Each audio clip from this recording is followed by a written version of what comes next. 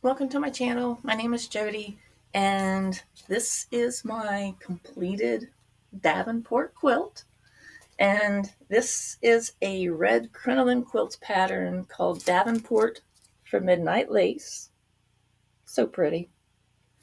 And I think the line of fabric is a Marcus fabric called Remembrance by Paula Barnes. So loved it.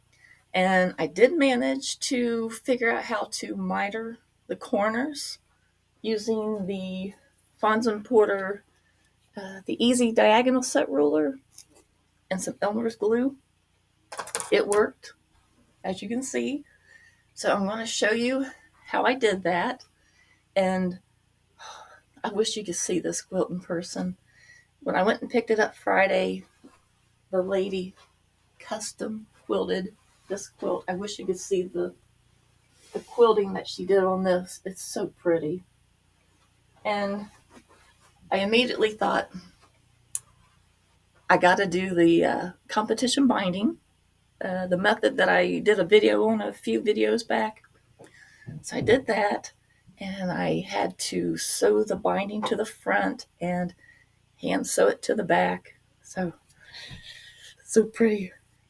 So let me show you how I did the mitered corners. So hang on. Okay, I made a little sample here. This whitish gray fabric I'm representing as my quilt top.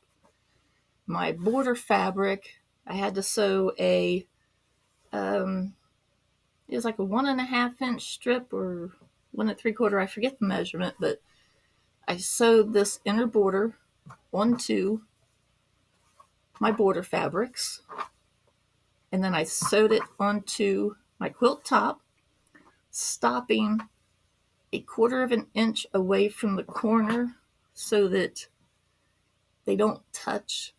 And on the back, I think you can see here where my stitching stops right at the 1/4 inch mark.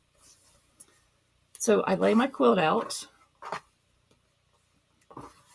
I lay one border flat, and then I take the either top or the bottom, and I lay it across, and then I need to fold this under. So I used my Fons and Porter Easy Diagonal Set Ruler, and so I laid this on my border so I could find my 45-degree angle. So lay this on here, lay my border, fold it back on itself. So now I have a 45-degree angle on here. And so on this ruler, this is a 45-degree, but there's also a 90-degree angle here so I can make sure my quilt's square. So I laid this 90-degree angle line on the edge of my border, and I made sure my corner was perfectly a 90-degree angle. I have a 45-degree angle for my mitered border, so everything looks good. I have my certain points that I want to line up. I want to make sure that my inner border meets right here at the peak. I've got a little bit of lace in this pattern. It's lined up. And then I make sure my lace is lined up out here. So then I take my Elmers Glue, and let me get it to the tip here. And at these critical points, I pick it up just a little, and I put a little drop there. And then I put a drop out here.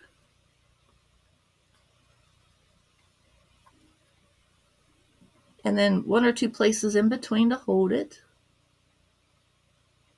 1, 2, maybe one more out here.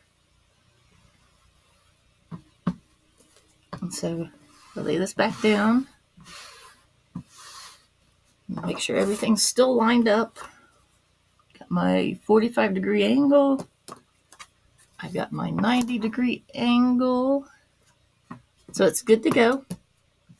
So let me take this over to the sewing machine. Well, first, getting ahead of myself, I gotta make sure this is dry. So then I'm going to open this or fold it diagonally, and there's a crease here. So I take my ruler and I lay it on that crease, and I'm going to draw with a pencil, just a regular mechanical pencil. I'm going to draw my stitching line. Go back up here. The ruler's not long enough. Okay. So now I have my sewing line on here.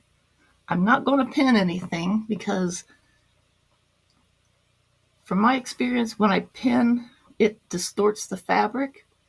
So let me move the camera around so you can see me stitch. Don't want to make you too sick here. So I'm going to dry that glue a little with my iron so nothing moves. So then I'm going to start here at the corner, my peak, and I'm going to sew. Okay, take a stitch, back stitch, and then I'm going to sew on my pencil line. So let me sew this real quick.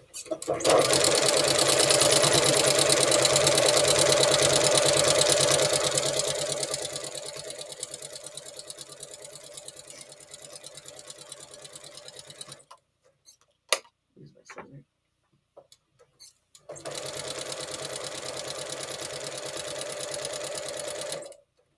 Back stitch here at the end. Okay, let me take you back over here. Okay, get you back in the frame here. So now when I open this up, my points match. And let me pull this open and press it real quick.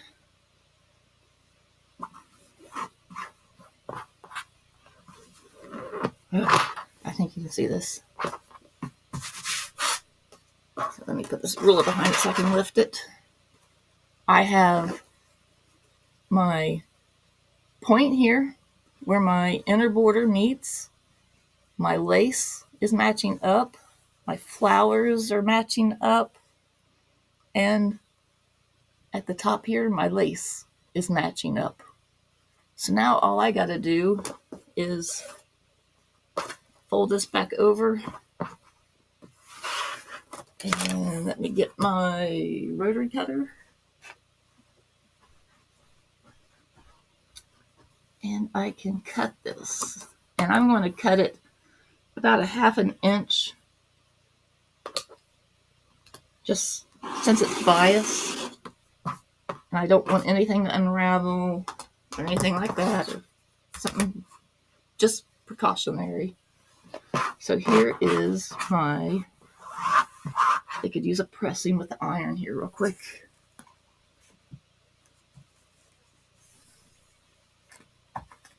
My iron's not on, but you can see. I'm going to pull it back up for you.